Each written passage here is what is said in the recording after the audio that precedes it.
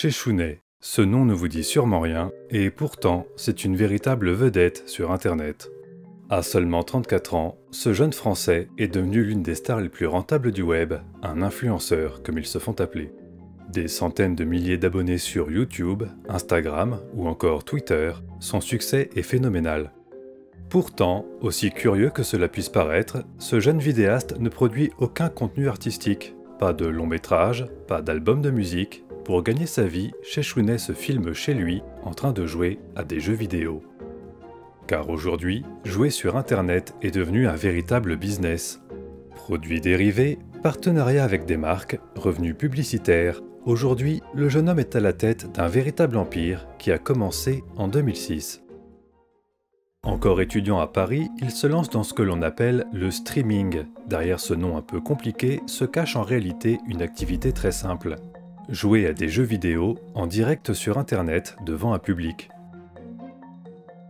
Une sorte de télé-réalité qui se déroulerait dans un monde virtuel.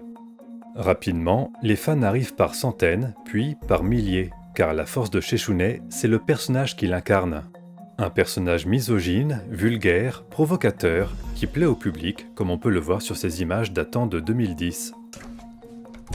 Allez, arrête de jouer, sale p***. J'ai été vulgaire, je suis désolé. Où est le respect? À l'époque, le streamer est prêt à tout pour attirer l'attention en live, y compris insulter les autres joueurs qu'il croise, pour le plus grand plaisir de ses fans.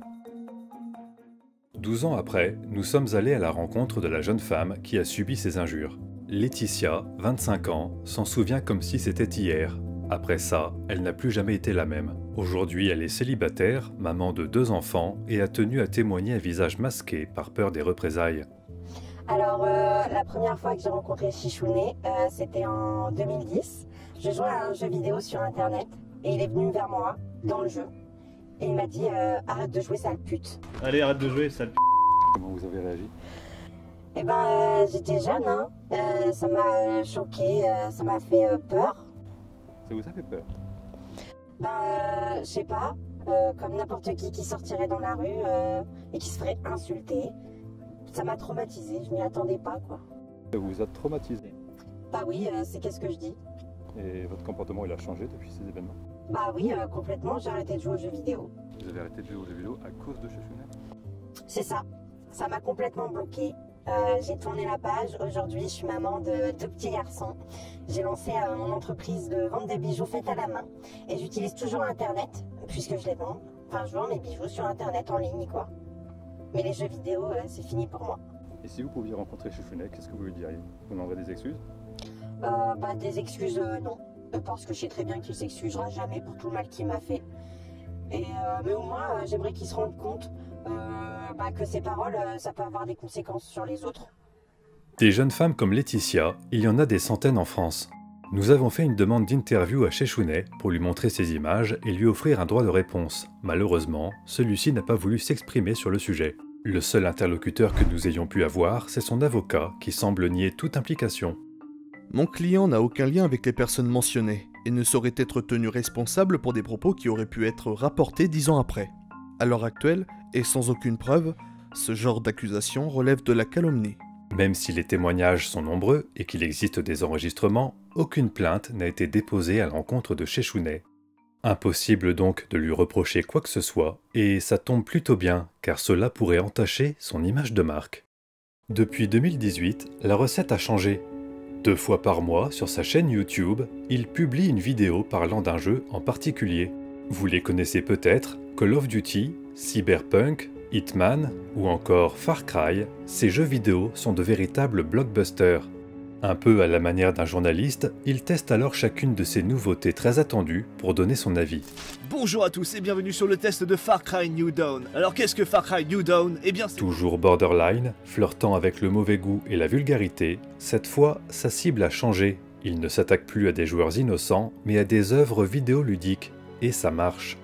Des millions de vues chaque mois, des centaines de milliers d'abonnés, le succès est au rendez-vous. En l'espace d'1 an, Chechounet devient la vedette que tout le monde s'arrache. Conventions, dédicaces, invitations dans diverses émissions, événements caritatifs, la transformation est totale. Pour comprendre ce qu'il s'est passé, nous sommes allés à la rencontre de Arnaud, 34 ans.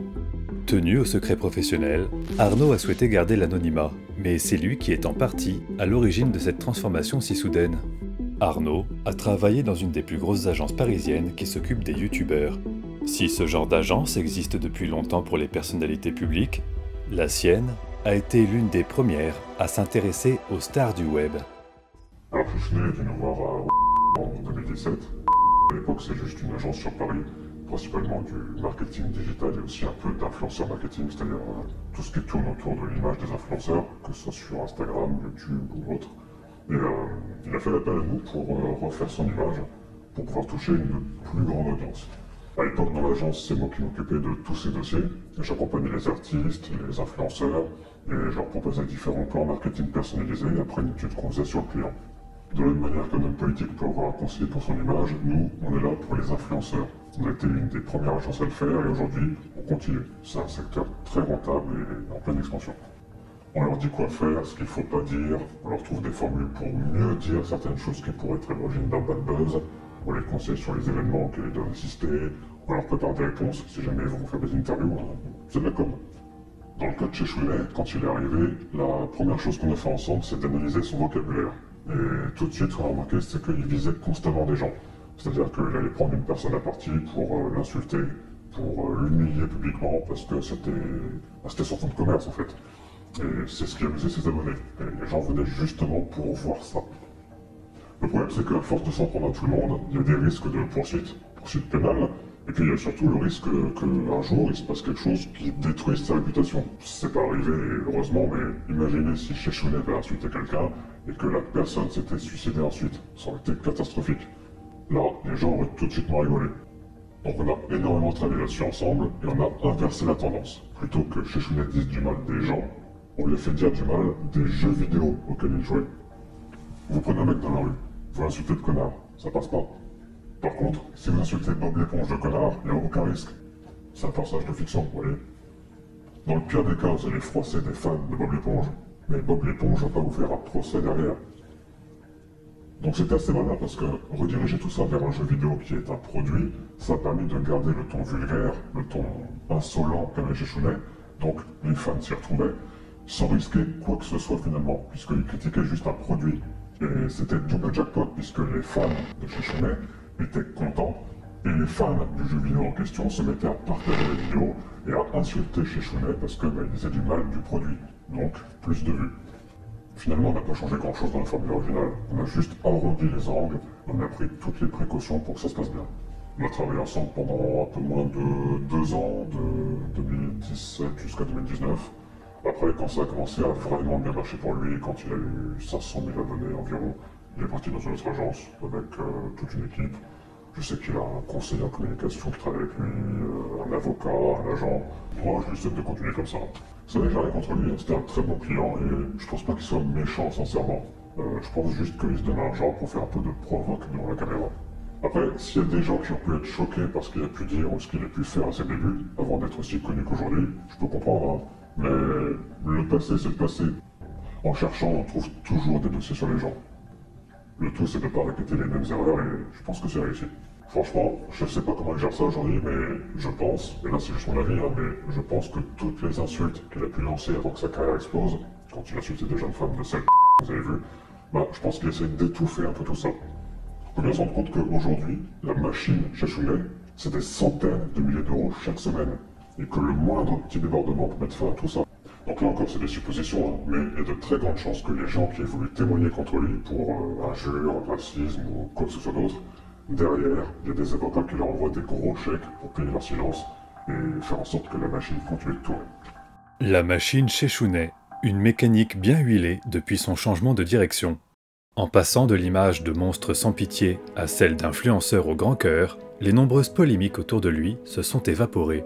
Mais certains de ses fans se souviennent de l'ancien Chechounet. L'un d'entre eux a accepté de venir témoigner devant nos caméras. Vivien, ce jeune Parisien de 29 ans, se présente comme étant le plus grand fan de Chechounet. Tous les jours, il regarde les vidéos de son idole sur sa télévision ou sur son ordinateur jusqu'à les connaître par cœur. 4 heures, c'est incroyable.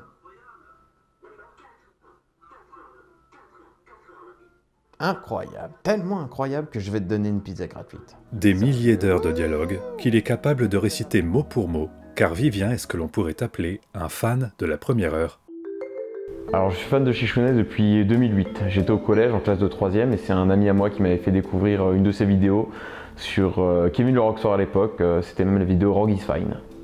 Chez Chichounet, j'aime son arrogance, le fait qu'il soit extrêmement provocateur et qu'à chaque fois il réussit à créer des réactions extrêmement violentes de la part de ses adversaires. C'est vraiment ça qui m'avait le plus plu chez lui. Oui, j'ai déjà réussi à le rencontrer une fois, c'était à la Paris Games Week de 2016. Je me suis approché de lui et tout de suite je lui ai sauté dessus et il m'a repoussé, il n'a pas voulu que je reste discuter avec lui et je me suis fait sortir de la convention. Aujourd'hui d'ailleurs, j'ai reçu une interdiction de la justice de l'approcher à moins de 200 mètres. J'ai été beaucoup critiqué par mes amis parce que je regardais trop les vidéos de Chichounet, je voyais plus mes amis, je me suis beaucoup isolé. J'ai dépensé aussi pas mal d'argent justement pour ses projets ou même pour lui envoyer des messages privés sur ses chaînes Twitch. Donc mes parents n'étaient pas vraiment d'accord pour cela. Sur à peu près 6 ans, j'ai dû dépenser 30 000 €. Alors j'ai toujours une petite préférence pour l'ancien Chichounet parce qu'il était beaucoup plus vulgaire et il s'attaquait directement aux personnes. Aujourd'hui, il doit rendre son discours un peu plus audible pour tout le monde, un peu plus neutre, et donc du coup maintenant il s'attaque avant tout aux jeux vidéo. Et moi c'était vraiment ce côté harceleur que j'aimais beaucoup à l'époque. Si Vivien regrette que son vidéaste préféré ait changé de style pour plaire à plus de monde, il continue tout de même de le soutenir quoi qu'il arrive. Et vous allez le voir, cette passion a pris une place importante dans sa vie. Partout dans son appartement, trônent des produits dérivés à l'effigie de l'homme qu'il admire. Sa collection, Vivien a mis du temps et beaucoup d'argent pour la construire, mais il en est très fier. Donc voilà, il y a plusieurs casquettes. Celle-ci que j'avais eue, donc Chichounet l'avait envoyée dans le public à la Paris Games Week 2019. J'étais pas loin, j'étais pas le plus près, mais j'ai dû me battre avec plusieurs personnes et j'ai réussi à l'avoir. Celle-ci également, alors ça c'était un concours en 2016 où c'était qui connaissait le mieux sa série de vidéos sur Kevin le Rockstar. Forcément c'est moi qui suis arrivé premier, on était énormément de personnes à participer au concours. Je crois qu'on était à peu près 15 000 d'ailleurs, on était 15 000 il me semble et je suis arrivé devant tout le monde très haut la main.